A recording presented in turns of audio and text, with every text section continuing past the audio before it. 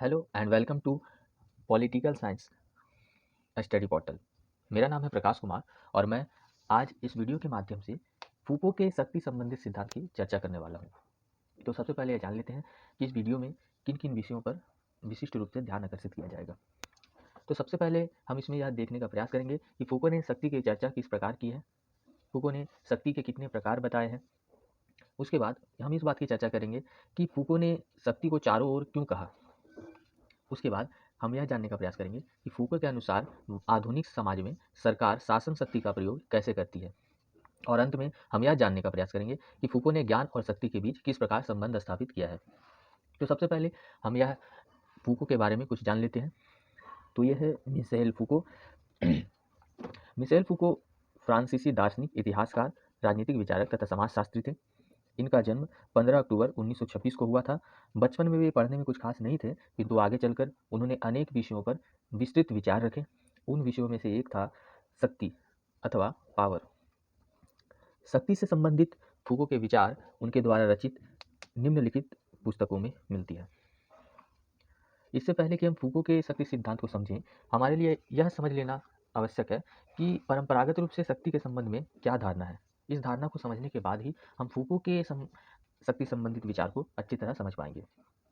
तो परंपरागत रूप से शक्ति के विषय में यह कहा जाता है कि शक्ति एक ऐसी क्षमता है जिसके द्वारा कोई व्यक्ति दूसरे व्यक्ति के व्यवहार को उसकी इच्छा के प्रतिकूल इच्छा अथवा इच्छा के विरुद्ध प्रभावित करता है। इस प्रकार परंपरागत शक्ति दमनात्मक या रिप्रेसिव है। इसके द्वारा व्यक्ति के इच्छा को दबाया अथवा कुचला जाता है। फूको ने शक्ति के इस परंपरागत स्वरूप को नकारात्मक माना है। उन्होंने इस शक्ति के स्वरूप को न्यायिक शक्ति अथवा जुडिकल पावर भी कहा है, क्योंकि शक्ति के इस परंपरागत स्वरूप का प्रयोग एक ढांचेगत रूप में किया जाता है और इस ढांचे को न्यायिक व्यवस्था कहा जाता है। शक्ति के इस परंपरागत धारणा के तीन प्रतिरूप अथवा तीन मॉडल हैं। सबसे पहले संप्रभु शक्ति, जिसे सॉवरिन पावर कहते हैं। उसके बाद वस्तुवत शक्ति, जिसे कमोडिटी पावर कहते हैं। उसके बाद दमनात्मक शक्ति, जिसे रिप्रेसिव पावर कहते हैं। इन तीनों ही प्रतिरूपों की चर्चा हम संक्षिप्त रूप में इस प्रकार कर सकते हैं। तो सबसे पहले संप्रभु शक्ति। संप्रभु शक्ति के अंतर्गत ऐसा माना जाता है कि शक्ति किसी व्यक्ति अथवा संस्था में निहित होती है, अर्थात यह शक्ति को केंद्रित मानता है। इसमें शक्ति का प्रयोग करते हुए कानून बनाने से लेकर उसे लागू करने तक का कार्य किया जाता है। यहाँ शक्ति का प्रयोग दंड, भय अथवा दमनकारी साधनों से किया जाता है।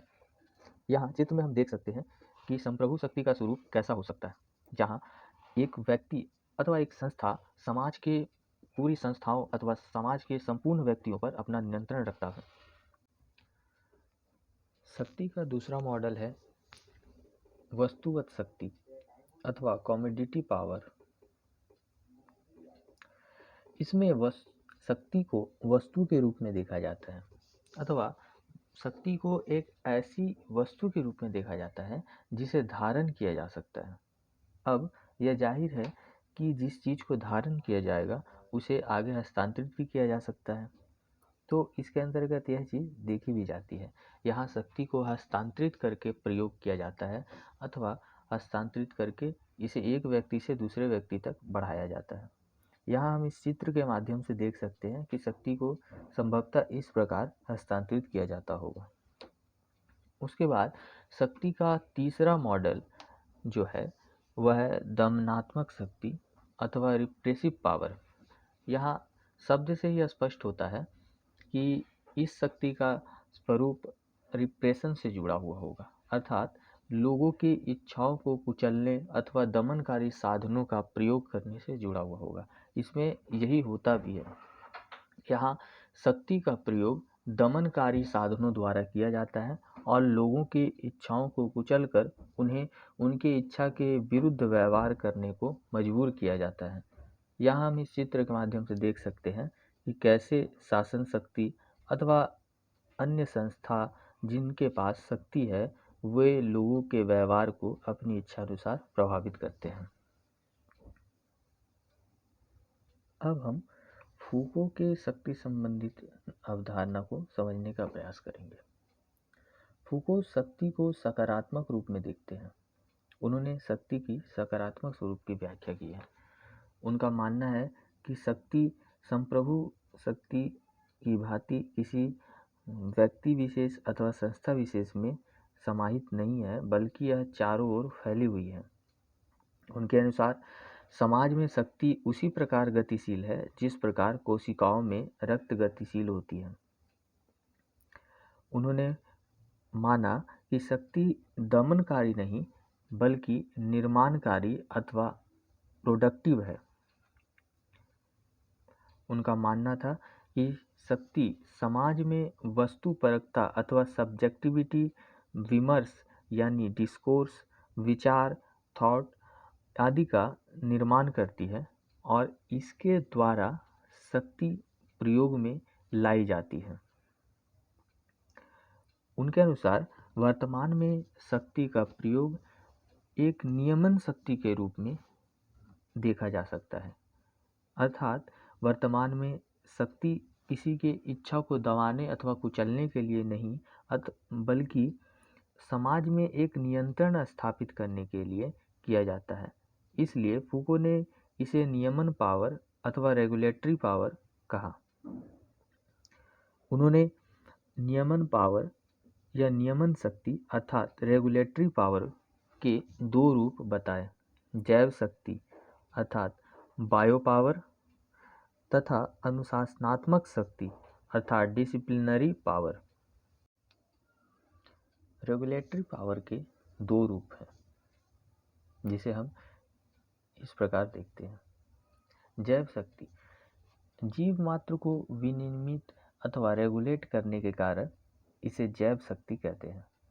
यह व्यक्ति के अथवा जीव के जीवन पर पूरी तरह से नियंत्रण अथवा उसे रेगुलेट करने का प्रयास करता है।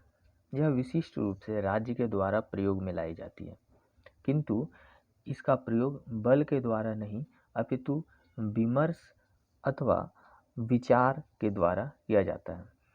इसमें नियम, कानून अथवा व्यवस्था के प्रति समाज में एक विमर्श को स्थापित किया जाता है और उस विमर्श के द्वारा शासन व्यवस्था चलाई जाती है अथवा शक्ति की प्रयोग की जाती है। उसके बाद आता है अनुशासनात्मक शक्ति अर्थात डिसिप्लिनरी पावर। यह डिसिप्लिनरी पावर समाज में अनुशासन के प्रति निष्ठा अथवा प्रकृति को प्रेरित करती है।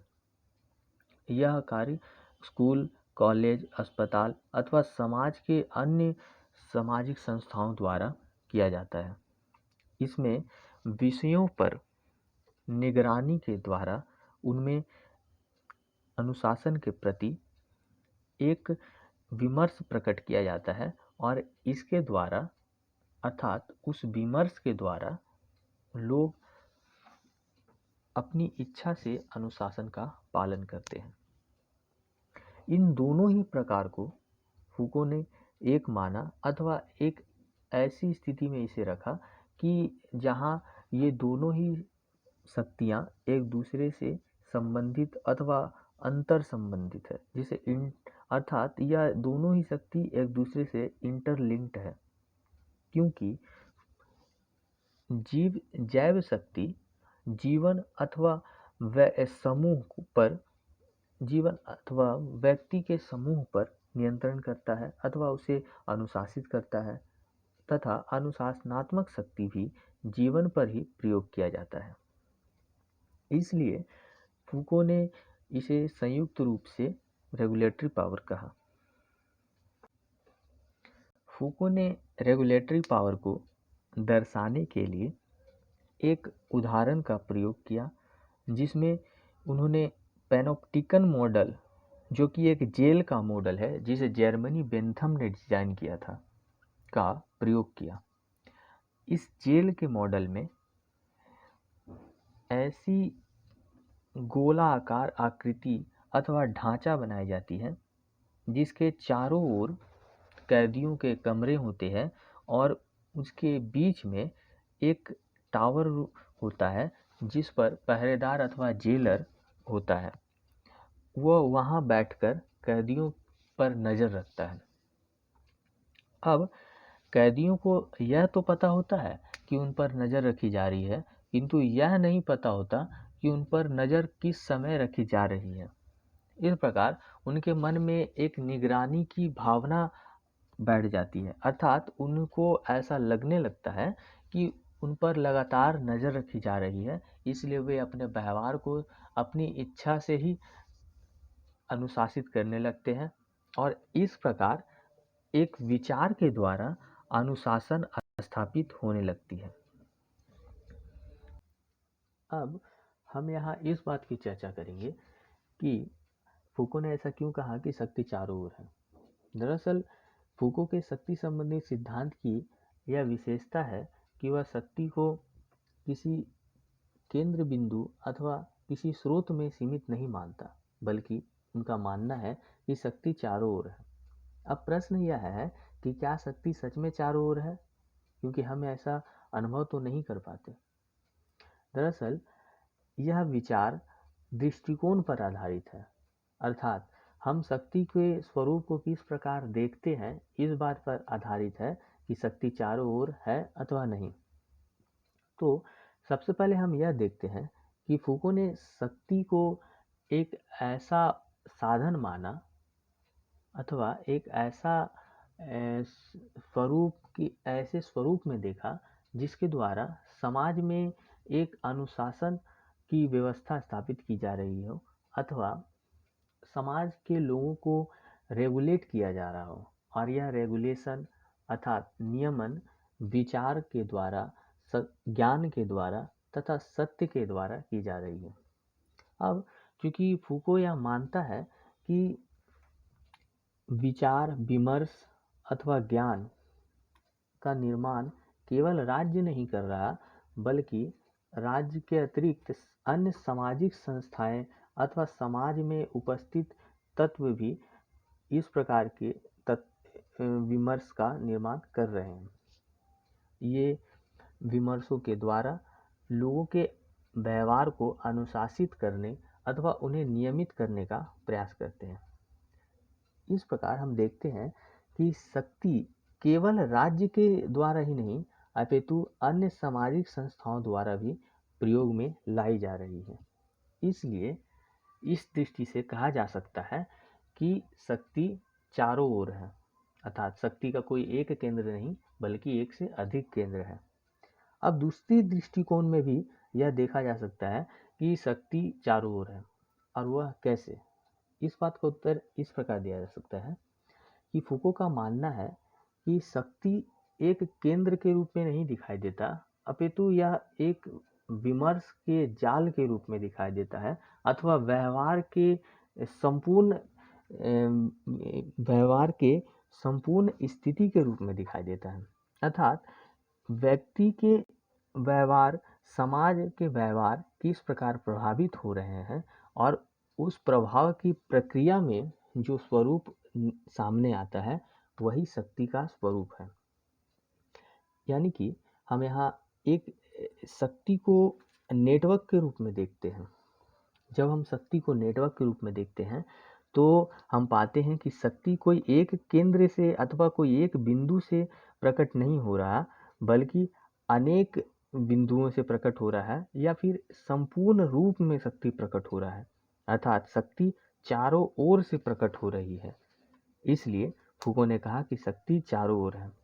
जैसा कि पैनोप्टिकन मॉडल में भी देखा गया कि शक्ति किसी एक कैदी के व्यवहार पर आधारित नहीं है, अर्थात शक्ति किसी एक कैदी के अनुशासित होने पर प्रकट नहीं होता, बल्कि सभी कैदियों के अनुशासित होने पर प्रकट हो रहा होता है। इसलिए फूको ने कहा कि शक्ति चारों ओर है। अब क्योंकि शक्ति विमर्श के रूप में भी है, तो यह विमर्श भी समाज में चारों ओर है, इसलिए शक्ति चारों ओर है। अब हम यह देखने का प्रयास करेंगे कि फूको ने वर्तमान समाज में शक्ति का प्रयोग राज्य के द्वारा किस रूप में देखा है। फूको का कहना है कि वर्तमान समाज में अर्थात आधुनिक समाज में समाज के अंतर्गत सरकार अपनी शासन शक्ति का प्रयोग अपने गवर्नमेंटैलिटी के मैकेनिज्म से करती है, जिसे एडमिनिस्ट्रेटिव मैकेनिज्म भी कहा जाता है। दरअसल सरकार गवर्नमेंटैलिटी के द्वारा शक्ति के प्रोडक्टिव रूप का प्रयोग करते हुए समाज में सब्जेक्ट का निर्माण करती है, अर्थात वह व्यक्ति को अपना सब्जेक्ट बनाती है और यह सब्जेक्ट वह पहचान पत्र, पासपोर्ट, नागरिक प्रमाण पत्र आदि अन्य पहचान पत्रों के द्वारा बनाती है। इन पहचान पत्रों अथवा इन आईडी कार्डों के माध्यम से सरकार लोगों के व्यवहार की निगरानी करती है अथवा उन पर नज़र रखती है। अब लोगों को यह तो पता होता है कि उन पर नज़र रखी जा रही है, किंतु यह नहीं पता होता कि उन पर नज़र किस समय अथवा किस साधन के द्वारा रखी जा रही है, और इस विचार के कारण लोग अपने व्यवहार को स्वयं अनुशासित करने लगते हैं और धीरे धीरे यह अनुशासन की प्रक्रिया उनके मन में एक विमर्श का निर्माण कर देती है कि उन्हें अनुशासन का पालन अपनी इच्छा से करनी चाहिए। जब यह विमर्श सभी लोगों के बीच निर्मित हो जाती है तो समाज स्वतः अनुशासित हो जाता है अथवा स्वतः अनुशासित होने लगता है और इस समय किसी प्रकार की बल प्रयोग की आवश्यकता नहीं होती। समाज स्वयं अपनी इच्छा से अपने आप को अनुशासित करने लगता है, अर्थात अनुशासन पालन के प्रति जब समाज में एक विमर्श बन जाती है तो इस साधन के द्वारा सरकार अपनी शक्ति का प्रयोग लगातार करती है। अब हम देखेंगे कि फूको ने ज्ञान और शक्ति के बीच संबंध किस प्रकार स्थापित किया है। फूको ने ज्ञान और शक्ति को एक जैसा माना। उनका कहना है कि हम शक्ति के द्वारा ज्ञान स्थापित करते हैं और उस ज्ञान के द्वारा शक्ति को आगे बढ़ाते अथवा उसका प्रयोग करते हैं। उनके अनुसार शक्ति और ज्ञान अतिव्यापी अथवा ओवरलैपिंग तत्व हैं, अर्थात ये दोनों ही एक दूसरे से इतने संबंधित और इतने करीब हैं कि इनके बीच अंतर कर पाना काफ़ी कठिन है। उन्होंने एक उदाहरण देकर शक्ति और ज्ञान के संबंध को स्थापित करने का प्रयास किया है। उनका कहना है कि पहले ऐसा माना जाता था कि पागलों को ठीक नहीं किया जा सकता, पागल प्राकृतिक रूप से ही ऐसे हैं और इसलिए उन्हें समाज की जगह पागल खाने में रखा जाना चाहिए। यह एक विमर्श के रूप में समाज में स्थापित थी, किंतु मनोचिकित्सकों ने अपने ज्ञान की शक्ति के माध्यम से पागलों को ठीक किया और ये ठीक करने की प्रक्रिया में समाज में एक नई विमर्श बनने लगी कि पागलों को भी ठीक किया जा सकता है।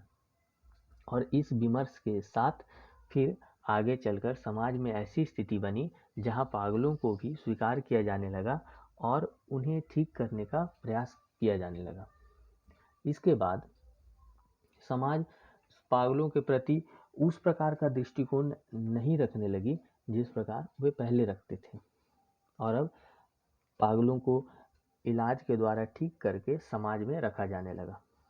हम यहाँ इस डायग्राम के माध्यम से देख सकते हैं कि शक्ति और ज्ञान के बीच क्या संबंध हो सकता है। तो यह था फूको के शक्ति संबंधित सिद्धांत की चर्चा। तो आज यदि इस वीडियो से संबंधित आपके मन में कोई प्रश्न हो अथवा कोई सुझाव हो तो कमेंट बॉक्स में ज़रूर बताएं। वीडियो को लाइक करें और चैनल को सब्सक्राइब करें। धन्यवाद।